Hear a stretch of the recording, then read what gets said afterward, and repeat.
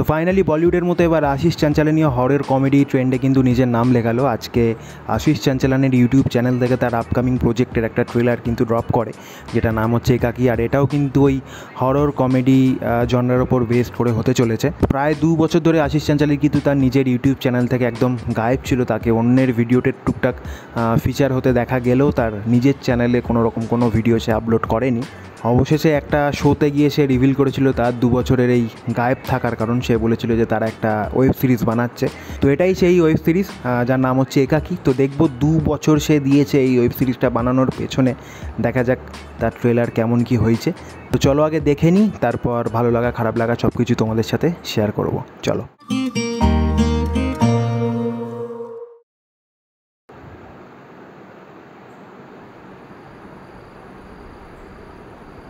मेरे मामा का एक बंगला है। Nice shot. पिछले ही हफ्ते विल में उसका खुलासा हुआ है। ज़्यादा कोई जाता नहीं है वहाँ पर और एरिया भी सुनसान है, तो अपन सब अकेले ही होंगे। शॉटগুলো ভালো नहीं क्या है। बोलता है, प्लान बना है? हाँ चलते। और मैं तो बोलता हूँ वीकेंड दारुण पे लोकेशन। चलते।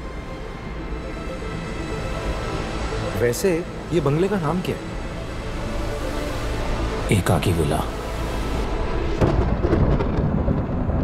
That's such a shit name, no? एकाकी।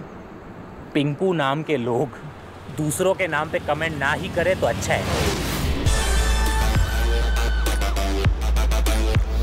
ओह क्या कर रहा है? अभी वो मजा नहीं आ रहा है। आप मोटे ही अच्छे थे।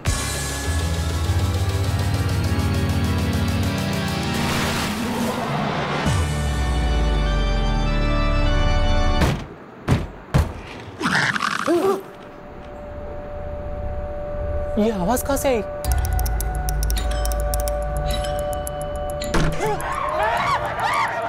अरे एक मिनट, कोई भी नहीं है इधर, कोई भी नहीं है।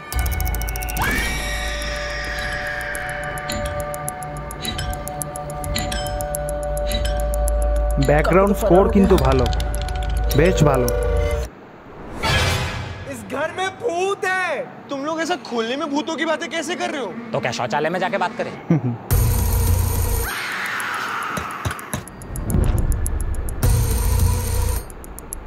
নাইস। ব্যাকগ্রাউন্ড স্কোরের সাথে খুব দারুণভাবে ম্যাচ করিয়ে ট্রেলারটাকে। Nice shot.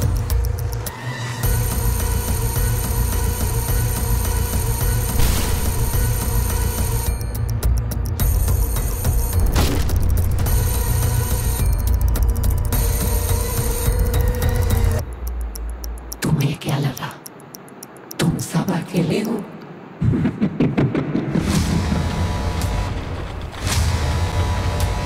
বাহ, দারুণ দারুণ। Written and directed by Ashish Chanchlani. আচ্ছা, 27 নাও। Free on YouTube. বাহ, ওকে। কেমন লাগলো আশিস চাঞ্চালানির আপকামিং ওয়েব সিরিজ একাকী ট্রেলার? যদি এক কথায় বলি, আমার মোটামুটি ভালো লেগেছে। কিছু জিনিস আছে ট্রেলারটা যেটা ডেফিনেটলি ভালো, আর কিছু জিনিস আছে যেগুলো আমার একটু খারাপ লেগেছে বা মনে হয় যেগুলো একটু বেটার হলেও হতে পারতো। তবে প্রথমে বলি যে ট্রেলারটা দেখে যে গল্পটা আন্দাজ করা যাচ্ছে সেটা খুব চেনা একটা গল্প, খুব মানে কমন একটা গল্প। এটা কোনো এক্সট্রা অর্ডিনারি স্টোরি মনে হচ্ছে না। এই ধরনের গল্প আমরা মোটামুটি সবাই শুনে অভ্যস্ত, যে একটা বাড়ি আছে, সেখানে সবাই যাচ্ছে, সেখানে গিয়ে এবার জানতে পারছে যে সেই বাড়িটায় ভূত আছে, সেখানে তারা আটকা পড়ে যাচ্ছে। এবার সেখান থেকে কীভাবে তারা বেরিয়ে আসবে, নাকি আদৌ বেরোতে পারবে কি না, এটাই হচ্ছে মেন গল্প। তো স্টোরি লাইন যেটা দেখতে পাচ্ছি সেটা খুবই সিম্পল, খুব চেনা একটা প্লট। এবার ব্যাপার হচ্ছে তারা কীভাবে এক্সিকিউট করেছে।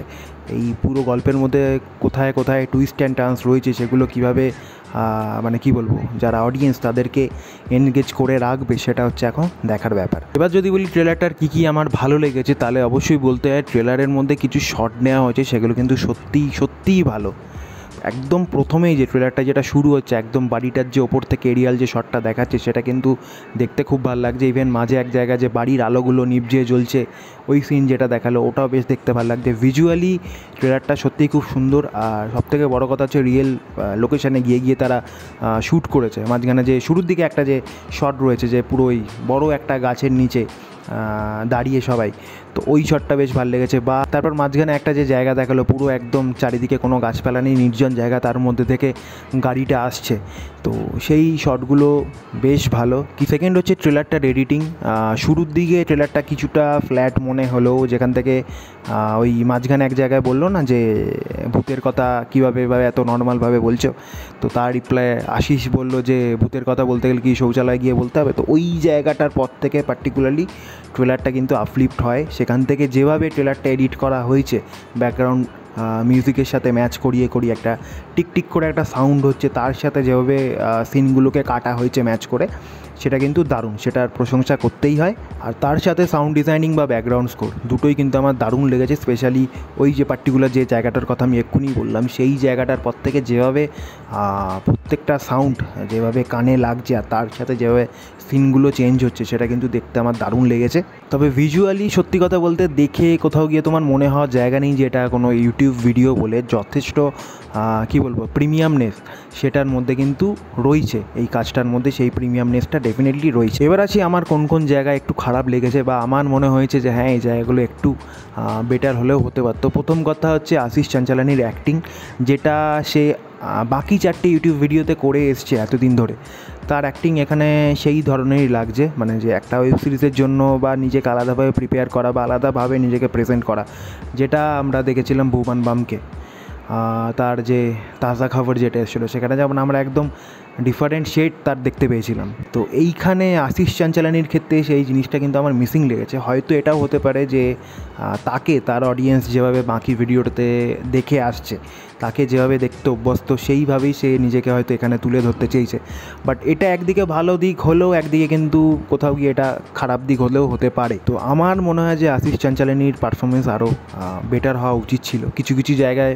স্পেশালি লাস্ট যে সিনটা রয়েছে যেখানে ও পড়ে গিয়ে তারপর উঠে বসছে, ওই জায়গাটা স্পেশালি চোখে লাগছে, যে দেখে বোঝা যাচ্ছে যে ও কিন্তু অ্যাক্টিং করছে। সেকেন্ড যে জিনিসটা আমার একটুখানি মনে হয়েছে যেটা ইমপ্রুভ করা গেলেও যেতে পারতো, সেটা হচ্ছে এখানে যে কমেডির যে পাঞ্চ, কমেডির যে বাইট, সেটা আমার কোথাও গিয়ে একটু দুর্বল মনে হয়েছে। প্রথম দিকে যে ওই নাম নিয়ে যে জোকসটা আছে সেটা আমার খুব একটা পছন্দ হয়নি, কেননা এই ধরনের জোকস আমরা বহু বছর আগে থেকে শুনে আসছি। তো এইগুলো এই সময় দাঁড়িয়ে কতটা ওয়ার্ক করবে আমার জানা নেই, আমার ক্ষেত্রে সেটা একদমই ওয়ার্ক করেনি। আমার এক জায়গায় একটুখানি তাও হাসি পেয়েছি, সেটা হচ্ছে ওই বাথরুমের যে জোকসটা যেখানে মারলো যে ভূতের কথা এভাবে ওপেনলি কীভাবে বলছে, ও বলছে যে দাদা ভূতের কথা বলতে গেলে বাথরুমে গিয়ে আমাদেরকে এখন বলতে হবে, ওই জায়গাটা একটুখানি বেটার লেগেছে। তারপর থেকে ট্রেলারটা পুরো অন্যদিকে আর কি টান নেয়। তো ওই জায়গাটার পর থেকে পার্টিকুলারলি আর কমেডির কোনো পাঁচ নেই, ওটাই শেষ। ওই পার্টিকুলার জায়গাতেই কমেডির পাঁচটা শেষ হয়ে যায়। সেকেন্ড হাফের পর কমেডির যদি একটু পাঞ্চ থাকতো তাহলে আমার মনে হয় যে এটা আর একটু বেটার হলেও হতে পারতো। ব্যাপার হচ্ছে কমেডিগুলো সেই আর 4টে যেমন ইউটিউব ভিডিওতে আমরা দেখে আসি যে ধরনের কমেডি ইউটিউবে হয়ে থাকে ন্যাচারালি, তো সেই ধরনেরই আর কি একটা ফ্লেভার এই ট্রেলারটা আর কি দিচ্ছে। তো দেখা যাক, ট্রেলার দেখে এতটা কিছু আন্দাজ করাটা ঠিক না। পুরো সিরিজটা আর কি যখন রিলিজ করবে সেটা দেখলে তারপর বাকিটা বোঝা যাবে যে কতটা ভালোভাবে তারা আর কি হ্যান্ডেল করতে পেরেছে। বাট ট্রেলারটা দেখে কিন্তু ওই ধাঁচেরই লাগছে যে ইউটিউবে যে ধরনের কমেডি হয়ে থাকে সেরকমই আর কি মনে হচ্ছে। পুরো ট্রেলারটা জুড়ে আশিস চাঞ্চালানিকেই মানে কি বলবো ম্যাক্সিমাম এক্সপোজার আর কি দেওয়া হয়েছে। তার যে সাপোর্টিং কাস্টে যারা রয়েছে তাদেরকে সেভাবে খুব একটা জায়গা দেওয়া হয়নি।